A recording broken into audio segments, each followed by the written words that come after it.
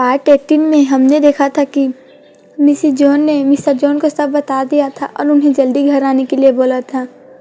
अब आगे वीडियो में आगे बढ़ने से पहले अगर आप मेरे चैनल पर नए हैं तो चैनल को सब्सक्राइब करके बेल आइकन को हिट कर दें, वीडियो को लाइक करें, कमेंट करके मुझे आपका फेवरेट पार्ट बताएं और अच्छा लगे तो अपने दोस्तों के साथ भी शेयर कर दें। तब आगे बढ़ते हैं।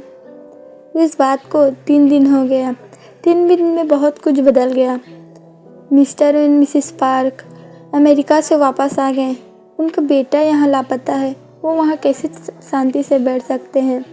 मिसिस जॉन जो कब से खुद को ही सबका दोषी बता रही कि वो अपने ज़मीन को सेव नहीं कर पाई। वही कुकी को बहुत बड़ा गिल्ट है कि उसने ज़मीन की बात नहीं मानी और सब अपने पेरेंट्स को ही बता दिया। या उसके इस बात का गिल्ट है कि उसने अपने पेरेंट्स को ये सब पहले नहीं बताया।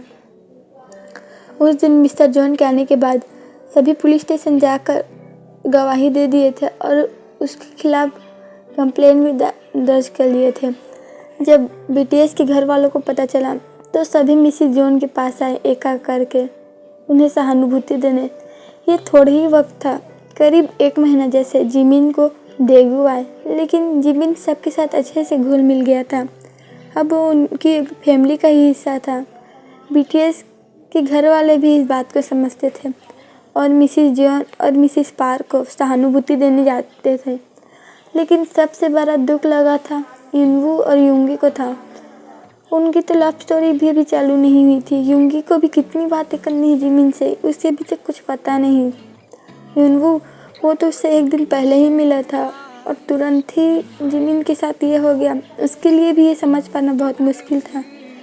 लेकिन दोनों लड़कों ने हार नहीं मानी थी। उन्होंने अपना मन बना लिया था कि वो जिमिन को बचा कर रहेंगे चाहे कुछ ही हो जाए। इन 3 दिनों में जिमिन की कोई भी खबर नहीं आई थी, जो लोग सोचना नहीं चाहते थे। लेकिन कभी न कभी उनके मन में ये ख्याल आ ही जा रहा था कि जिमिन कैसा होगा, क्या उसने जिमिन के साथ कुछ किया होगा। 3 दिन हो चुके थे लेकिन कुकी स्कूल नहीं गया था। नहीं, अब उसके घर वाले भी उसे कुछ बोल सकते थे। आर्यन ने स्कूल में बता दिया था कि उसके घर में कुछ प्रॉब्लम है तो जंगकुक नहीं आ रहा। बीटीएस को भी स्कूल जाने का मन नहीं करता था, लेकिन वो अपनी पढ़ाई इस तरह नहीं छोड़ सकते। लेकिन वो हमेशा कुकी के साथ रहते थे स्कूल जाने के बाद। और आज स्कूल में जब जिमिन अब 3 दिन हो गया था नहीं आया था और जंगकुक भी, तब क्लास के लोग बातें बनाने लगे और ये सब बीटीएस को पसंद बिल्कुल नहीं आ रहा था।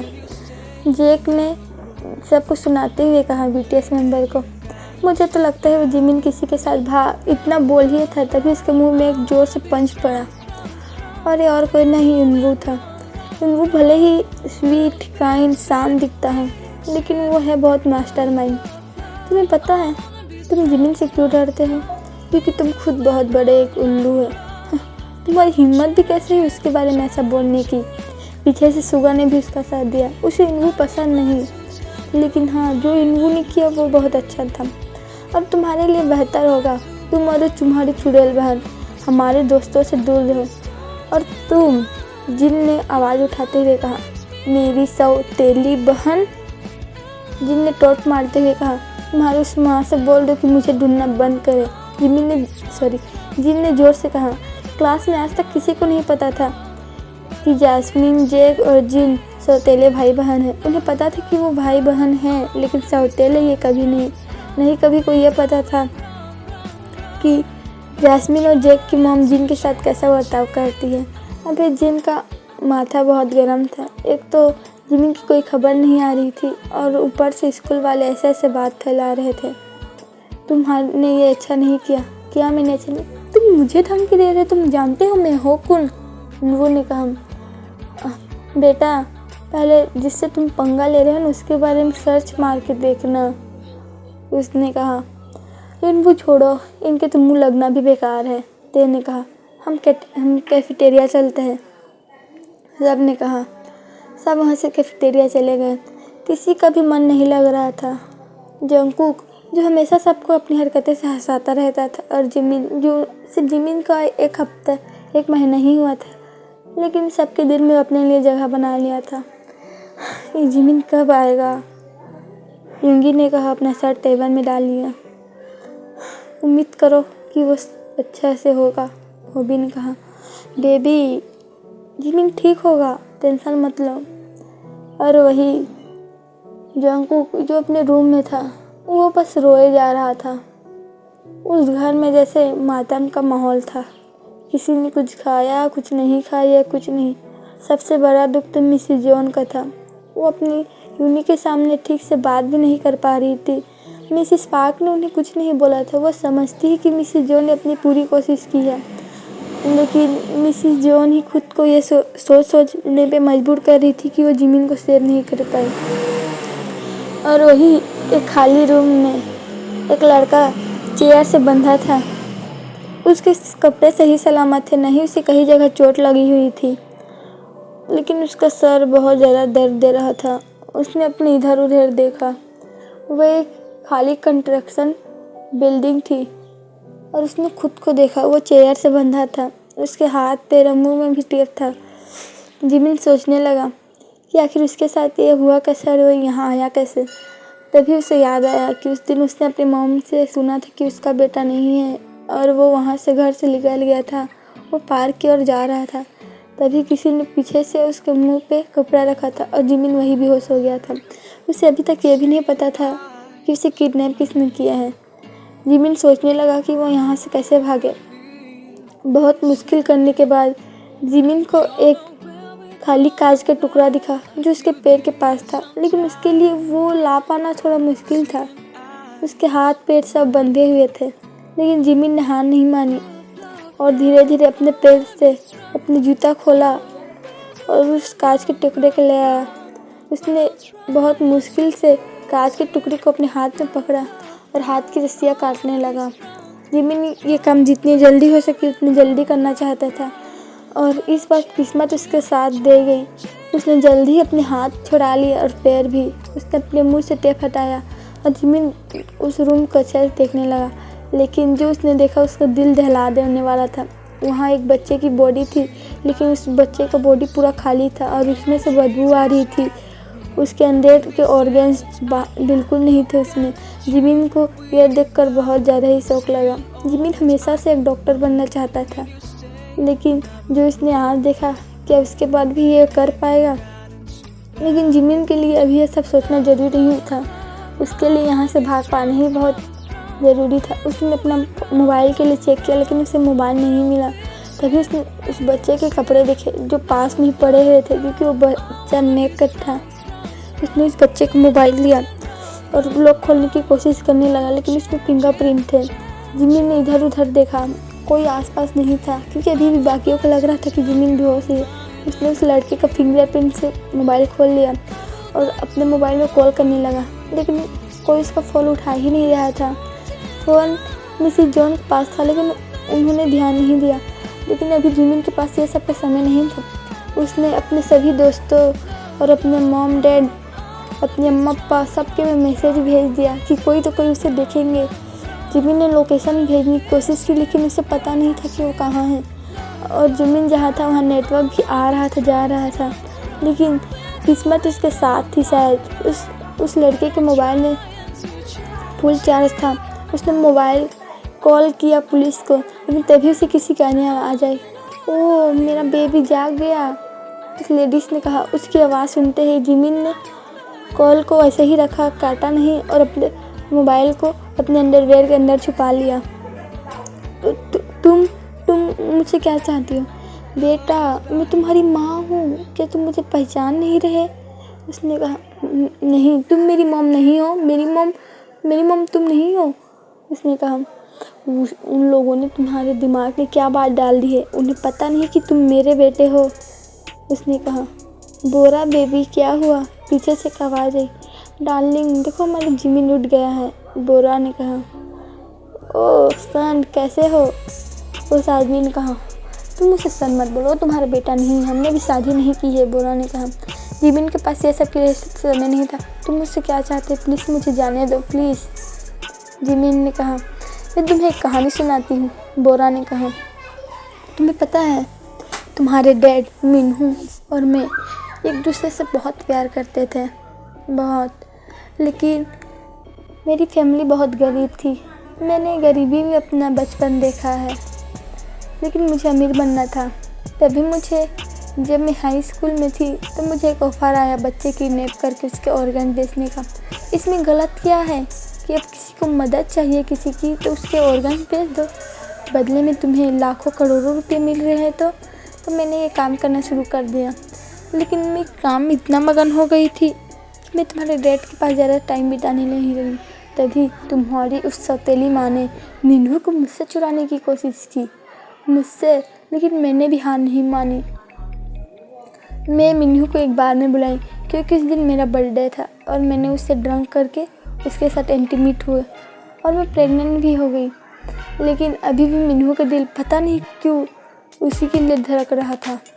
मुझे वो अच्छी नहीं लगती थी, बिल्कुल भी नहीं। उसकी हिम्मत कैसी मेरी मीनू को चुराने की। यहाँ तक कि जब मैंने तुम्हें जन्म दिया उसने तुम्हें मुझसे ले लिया। उस औरत ने उसने मेरा पूरा ज़िंदगी बर्बाद कर दी। तुम्हें पता है? नहीं, मेरी मॉम बिल्कुल ऐसी नहीं है। मैं तुम्हारी मॉम हूँ, वो तुम्हारी मॉम नहीं है, बोरा ने चिल्लाते हुए कहा। तुम मेरी मॉम कैसे हो सकती हो जब तुम दूसरे बच्चे को ऑर्गन बेच रही हो? वैसे मुझे तुमसे कोई लेना देना भी नहीं है। तुम्हें पता है तुम्हारी उस माँ ने ही मुझे पुलिस के हवाले किया था। लेकिन मेरा लक देखो, मैं इस पुलिस से बाहर हूँ, बोरा ने हंसते हुए कहा। लेकिन उसे यह सब पता नहीं था कि पुलिस और बाकी सब उसकी बातें सुन रहे हैं, क्योंकि जिमी ने अभी भी मोबाइल कट नहीं किया था और पुलिस के पास कॉल गया था और पुलिस सब ये सब बात सुन रही थी और यहाँ तक कि उस जगह को भी ट्रेस कर रही थी। तुम्हें पता है तुम्हारे डैड का खून बहुत रेयर है, लेकिन मैं चाहूँ न चाहूँ मैं अभी भी उनसे प्यार करती हूँ, बोरा ने कहा।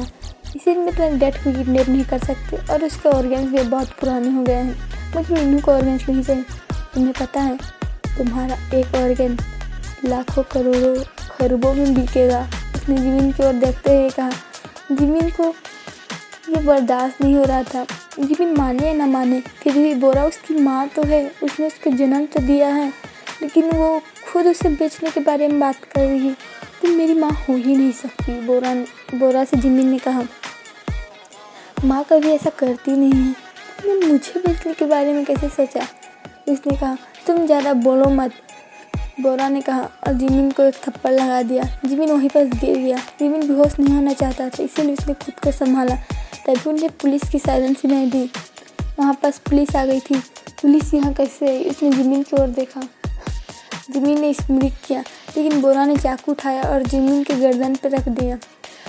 तुम नहीं बच सकते, मैं मरूंगी तो तुम्हें भी साथ लेकर मरूंगी। बेटा, माँ बेटे एक साथ मरते हैं, बोरा ने कहा। लेकिन तभी किसी ने उसके हाथ में शूट कर दिया और वो पुलिस थी। वहाँ पास BTS और मिस्टर और मिसेस जॉन, मिसिस और मिस्टर पार्क भी थे। जिमिन, इनवू, जंगकुक और युंगी ने एक साथ चिल्लाया। जंगकुक, सुगाह्यों, इनवू, जिमिन ने कहा। तभी बोरा ने पुलिस वाले से गन छुड़ाकर उसकी ओर पॉइंट कर दिया। इधर आओ, उसने कहा। लेकिन सुगा बहुत चालाकी से जिमिन के पास पहुंच गए थे। ना, तुम्हें क्या लगा मैं तुम दोनों को छोड़ दूंगा? चलो तुम सब मेरे साथ, उसने कहा और उसने गन जिमिन और सुगा की ओर कर ली। अब जिमिन के साथ साथ सुगा का भी जान खतरे में था। तुम सब चलो, उसने कहा और उन्हें गाड़ी में बिठाकर वहाँ से ले जाने लगी।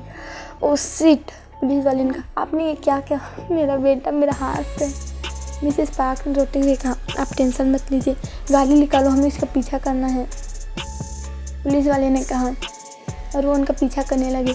गाड़ी में युंगी और जिमिन बहुत टेंशन में थी कि अब करे तो करे क्या। तभी युंगी को आंखें एक ब्रिज दिखा और उससे एक प्लेन आया। उसने ड्राइवर के आंखें बंद कर दी। क्या कर रहे हो तुम? ड्राइवर ने चिल्लाया। वही बोरा उसकी ओर गन ताने लगी, लेकिन जिमिन ने उससे गन छीन लिया। युंग, अब हम क्या करें? पॉइंट करो इसके सर पे, युंगी ने कहा और जिमिन ने वैसे ही किया। जिमिन ने गन पॉइंट बोरा की ओर किया। गाड़ी रोको, उसने कहा और ड्राइवर ने जल्दी से ही गाड़ी रोक ली, क्योंकि बोरा ने भी उसे बोलने के लिए कहा। दोनों गाड़ी से उतर गया, लेकिन अभी भी गन मेरे पास था। जिमिन, मेरे पास वापस आओ, बोरा ने चिल्लाया। बिल्कुल नहीं, मैंने कहा वापस आओ। जिमिन पीछे की ओर घूर रहा। तभी पुलिस भी आ गई। हम आ गए, बोरा अपने आप को सरेंडर कर दो, उसने कहा। सरेंडर? बिल्कुल नहीं। बोरा ने अपने पास से एक बम जैसा डिवाइस निकाला और पुलिस वाले की ओर फेंका। सब तरफ धुआं हो गया और जिमिन को समझ नहीं आ रहा था। तभी किसी ने जिमिन को ब्रिज से धक्का दे दिया। सभी ने जिमिन को गिरते हुए देखा, लेकिन सुगा ये बर्दाश्त नहीं कर पाया और सुगा भी जिमिन के साथ नीचे पानी में गिर गया। सभी की आंखें दंग थी, लेकिन इन सब में इतना भूल गए थे कि उन्हें पता ही नहीं चला कि वो ड्राइवर और बोरा और उसका साथी कब का वहाँ से गायब हो चुके हैं। ओ शिट, हमने फिर उन्हें खो दिया। और मिसेस पार्क इस बार पूरा ही टूट गई थी। और मिसेस जॉन तो और डर गई थी कि उनकी भी अब उनके साथ अब क्या होगा। तो ठीक है आदमी, आज के लिए इतना ही। आपसे फिर मिलेंगे नेक्स्ट एपिसोड में। और कमेंट करके बताएं कि आपको ये एपिसोड कैसा लगा और क्या यूंगी और जिमिन बच पाएंगे और बोरा का क्या होगा। सब कमेंट करके बताना। और तब तक के लिए बाय। आपसे नेक्स्ट एपिसोड मिलेंगे। सारंगे और बोगा सिप्ता एग्जाम अच्छे से देना, अच्छे से पढ़ाई करना। Bye bye.